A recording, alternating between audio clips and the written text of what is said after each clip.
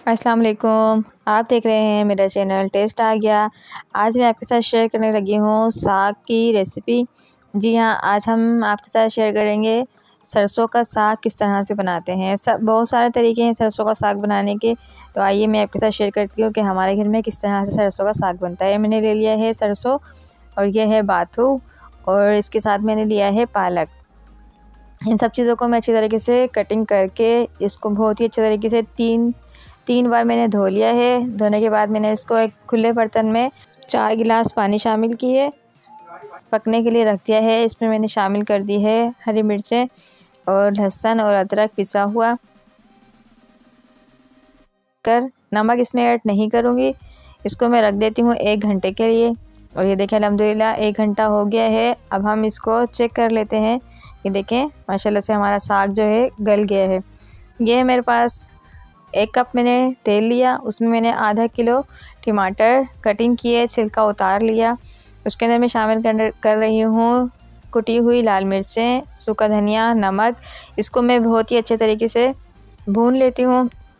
हमने इसको बिल्कुल पेस्ट बनाना है, इसको हम साग में शामिल करेंगे। ये हमारी रेसिपी की आज एक बहुत ही ख़ास टिप है, जिसकी वजह से हमारा साग जो है बहुत ही मज़ेदार बनने वाला है। ये देखें बहुत ही अच्छे तरीके से हमने इसको भून लिया है। साग हमारा गल चुका था। अब हम इसको घोटते हैं। घोटने से पहले हमने ये टमाटर की जो हमने मसाला भूना है, इसको हम इसमें शामिल कर देंगे और हम इसको इतना घोटेंगे जितना हमें साग की क्वांटिटी चाहिए होगी।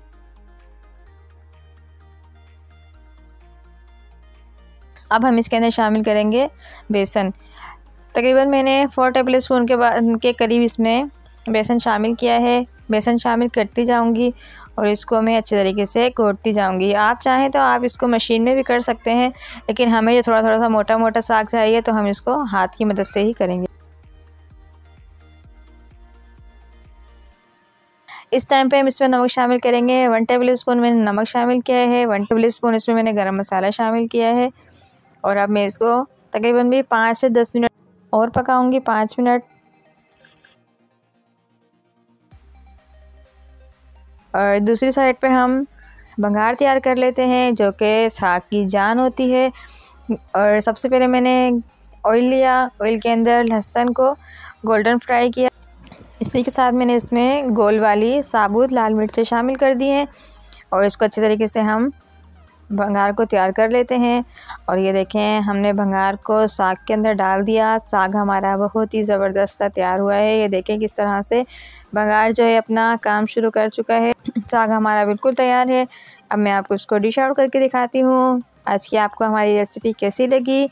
उम्मीद करती हूँ आपको हमारी रेसिपी पसंद आई होगी। अगर आपने हमारे चैनल पर पहली मर्तबा आपने हमारी वीडियो देखी है तो मेरी आपसे रिक्वेस्ट है कि आप हमारे चैनल को सब्सक्राइब कर लीजिएगा, शेयर भी कीजिएगा और एक प्यारा सा कमेंट्स कीजिएगा।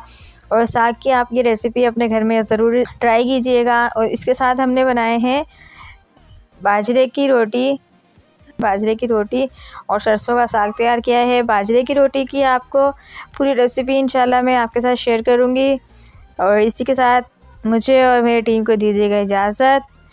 फिर मिलूंगी आपसे एक और रेसिपी के साथ। तब तक के लिए अल्लाह हाफिज़।